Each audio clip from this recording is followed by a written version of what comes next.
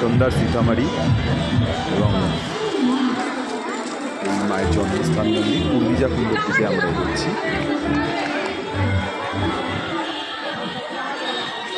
সকালবেলা তো এখানে একটা ভিডিও করেছিলাম ঘুরে ঘুরে পুরো মন্দিরটা, সেটা পোস্ট করা হয়নি।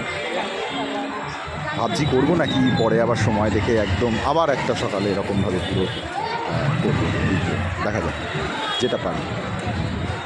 7 বছর 8 মাস 6 দিন পর আবার আমার আসা। 2018 সালে এসেছিলাম, তখন চৈত্র মাসের যে অমাবস্যা হয় সেই অমাবস্যার আগের দিনকে এখানে এসেছিলাম, কারণ অমাবস্যার দিনকে আমি জনকপুর ধাম দর্শন করতে চাই। আর সকালবেলার যে ভিডিওটা আমি পোস্ট করেছিলাম না যে উর্বিজা কুণ্ডের, সেই সময় তখন পরে আমি আরতিও দেখেছিলাম ওখানে হচ্ছিল, কিন্তু সেই আরতিটা আমি তখন পুরোটা ভিডিও করতে পারিনি। আর সদ্য তখন খানিকক্ষণ আগে পোস্ট করা হয়ে গেছে, সকালের সেটাও পোস্ট করা হয়নি। আর সন্ধ্যেবেলা তো বললাম যখন আসলাম এখানে এসে পৌঁছালাম, আসলে আমি ঘুমিয়ে পড়েছিলাম, ঘুমাচ্ছিলাম। কালকে গত রাতে ঘুম হয়নি সারা রাত, তো সেই কারণের জন্য ঘুমাচ্ছিলাম। তাই যখন এসে পৌঁছালাম তখন শুনলাম এখানকার আরতি হয়ে গেছে, তো ওখানে আমি আরতি দর্শন করলাম মায়ের জন্মস্থান মন্দিরে। এটি একটি স্তম্ভ শ্রী রামানুজ সম্প্রদায়ের।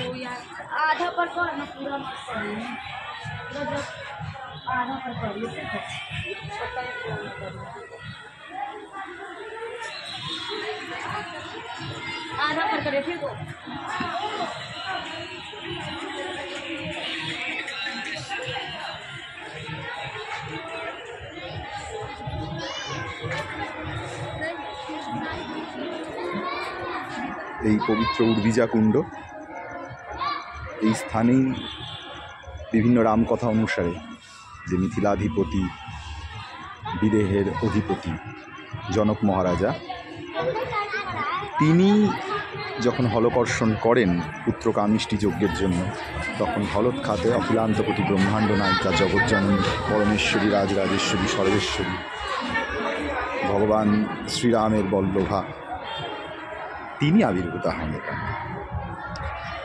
খুব সম্ভবত অদ্ভুত রামায়ণে আবার মায়ের একটি বিশেষ কল্পের জন্মলীলার কথা রয়েছে, যে অদ্ভুত রামায়ণে ভগবতী জানকীর কালীরূপ ধারণের কথা আছে। সেখানে কুরুক্ষেত্রের কুরুজাঙ্গালে মায়ের আবির্ভাবের কথা বলা হয়েছে। তবে মিথিলা প্রদেশ ভগবানের যে নিত্য শ্বশুর গৃহ, এবং মিথিলা প্রদেশ হচ্ছে ভগবতী জানকীর নিত্যধাম।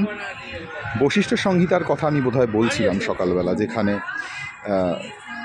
যে সাকেত ধাম, সেই সাকেত ধামের আবরণের মধ্যে সচ্চিদানন্দময়ী মিথিলা ধামের উল্লেখ রয়েছে। ভূষণ্ডী রামায়ণেও সেরকম সীতা বৈকুণ্ঠ ইত্যাদির কথা বলা হয়েছে। তো বিভিন্ন শাস্ত্রে আমরা এই মিথিলা ধামের নিত্যতা, সচ্চিদানন্দময়ত্বের কথা পাই। এখানে আমরা দেখতে পাচ্ছি, সকালবেলার ভিডিওতেও আমি দেখিয়েছিলাম, শতানন্দজি যিনি জনক কুলের কুলপুরোহিত,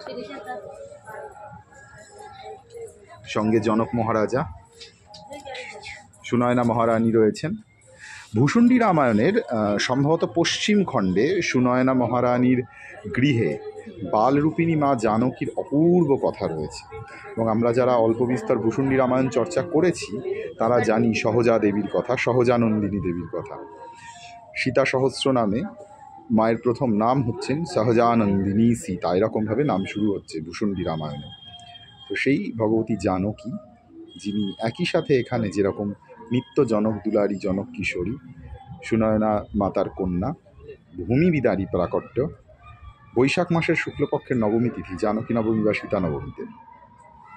আবার একই সঙ্গে মা যে প্রমোদ কাননেশ্বরী রূপে তিনি লীলা করেন সহজানন্দিনী বা সহজা দেবী রূপে, সেখানে তিনি নন্দন গোপ রাজ এবং রাজিনী গোপী দেবীর কন্যা। সেখানে মাঘ মাসের শুক্লপক্ষের পঞ্চমী শ্রীপঞ্চমী তিথিতে ভগবতীর আবির্ভাব। সহজা দেবী এবং সীতা দেবীর মধ্যে কোনো ভেদ নেই, তারা উভয়ই এক, সম্পূর্ণত এক। বস্তুত তারা উভয়ও নন, তারা এক। এই যে বালরূপিণী সীতামাতাকে দর্শন করছি, পদ্মপুরাণের উত্তরখণ্ডে যেখানে শ্রীরামলীলার কথা আছে, সেখানে মায়ের এই আবির্ভাব মুহূর্তে মায়ের একটি অপূর্ব সুন্দর ধ্যান মূর্তি দেওয়া আছে। সেখানে বলা হচ্ছে কোটি বালার্ক সন্নিভা এবং বালভাবেন সুন্দরী।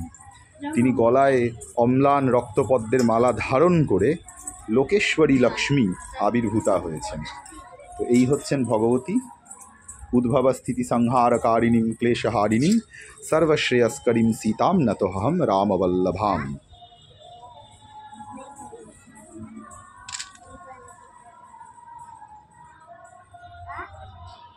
আমাদের হিন্দু শাস্ত্রে অনেকগুলি উপনিষদ আছে, যার মধ্যে মুক্তিক উপনিষদের হিসাবে 108টি উপনিষদকে বিশেষভাবে স্বীকৃত করা হয়েছে। এই 108টি উপনিষদের মধ্যে শাক্ত উপনিষদ যেগুলি, তার মধ্যে প্রথম উপনিষদই সীতা উপনিষদ। অদ্ভুত না? এবং সেই সীতা উপনিষদে ভগবতী জানকীর সেই পরব্রহ্মত্ব নিরূপণ করা হয়েছে। তো সীতা উপনিষদ শাক্ত উপনিষদগুলির মধ্যে প্রথম উপনিষদ, এবং ভগবতী জানকী সেই সর্বস্বরূপিণী সর্বেশ্বরী। উপনিষদের দিক থেকে দেখতে গেলে রামতাপনীয় উপনিষদ, রাম রহস্যোপনিষদ, সীতা উপনিষদ, এই সমস্ত স্থানে ভগবতীর সেই রূপের কথা আছে। এবং আরও একটি প্রসঙ্গ এখানে আনতে খুব ইচ্ছা করছে। রাম রহস্য উপনিষদে ভগবান শ্রীরামের একটি বিশেষ মন্ত্র রয়েছে, যে মন্ত্রের ঋষি হচ্ছেন সদাশিব, এবং সেখানে ভগবান শ্রীরামের যে রূপ তা হচ্ছে ত্রিলোচন, জটাধারী, ভস্য বিভূষিত এবং শূলধারী, শূলপাণী। এবং তার সঙ্গে উপস্থিত রয়েছেন যিনি সৌন্দর্য সীমা বলা হয়েছে, মানে সর্বোচ্চ সৌন্দর্যের অধিকারিণী বলা হয়েছে, তিনি রামাভিরামা বলা হয়েছে। ভগবান রামের মনের অভিরামা অর্থাৎ পরমা সুন্দরী। সেই সীতাদেবীর যে রূপ সেখানে রয়েছে, সেখানে তিনি ত্রিলোচনা, এবং 4 হস্তে তিনি ধারণ করে রেখেছেন পাশ, অঙ্কুশ, ধনুক এবং বাণ। এই ধারণ করে তিনি ভগবান শ্রীরামের সঙ্গে অবস্থান করছেন। সদাশিব হচ্ছেন এই মন্ত্রের ঋষি। সাধারণভাবে আমরা এই রূপে মাকে বড় একটা চিনি না, বড় একটা জানি না। অদ্ভুত রামায়ণে মায়ের যে কালী মূর্তি, যে কালী রূপের কথা আমরা পাই, সেই কালী রূপের ক্ষেত্রেও কিন্তু বারবার তাকে জনকসুতা, জানক ইত্যাদি বলা হয়েছে, এবং সেই রূপের সাথে চামুণ্ডা দেবীর অদ্ভুত মিল পাওয়া যায়। অদ্ভুত সেই রকম ভয়ঙ্করী মূর্তি। এবং স্বয়ং মহাদেব আসেন সীতা পাদতলে স্থিত বলা হয়েছে। ভগবতী জানকীর পদতলে স্থিত হয়ে তিনি ভগবতীর ক্রোধ শান্ত করার, প্রশমন করার চেষ্টা করেন, কিন্তু ঊর্ধ্বদিক তখন প্রকম্পিত হতে থাকেন। এরকম বিবরণ, এরকম বর্ণনা রয়েছে সেখানে আমরা দেখতে পাই অদ্ভুত রামায়ণ। এবং তারপরে তো স্বয়ং ভগবান শ্রীরামকৃত সীতা সহস্রনাম স্তোত্র রয়েছে। তো ভগবতী জানকী হচ্ছেন সেই পরমা শক্তি, মানে পরিপূর্ণতম, মানে এই যে আমরা যে পারম্যের কথা বলি, সেই স্বাতন্ত্র রয়েছে ভগবতী জানকীর পারম্যের। রাম উপাসনার ঘরে স্বতন্ত্র রূপেই তিনি পরৈশ্বর্যময়ী শক্তি, সর্বৈশ্বর্যময়ী শক্তি। তিনি সেখানে কারোর অবতার স্বরূপিণী নন। আমরা এই পারম্য প্রসঙ্গ যখন করি, তখন আমরা বারবার এইটা ভুল করে ফেলি। আমরা বারবার অবতারের দিকে আমাদের দৃষ্টিকোণকে নিয়ে যাই, সেটি ভুল। প্রত্যেকে কৃষ্ণের ঘরে আমরা যদি দেখি, তাহলে রাধিকা, রুক্মিণী, তারা পরমা, পরাৎপরা। তারা সেখানে অবতার স্বরূপা নন, নিত্যা, মূল প্রকৃতি, ব্রহ্মরূপা, পরব্রহ্মরূপিণী। সে একই রকমভাবে ভগবতী জানকী পরব্রহ্মত্ব নিরূপিত হয়েছে এরকমভাবে রাম উপাসনা কেন্দ্রিক বিবিধ শাস্ত্রের মধ্যে। আমরা আবার মায়ের সেই জন্মস্থানের মন্দিরে এসেছি। আপনারা রয়েছেন, আমি সৌরভ আপনাদের সঙ্গে রয়েছি, আপনারা রয়েছেন, আমি আপনাদের সঙ্গে এই মুহূর্তে রয়েছি।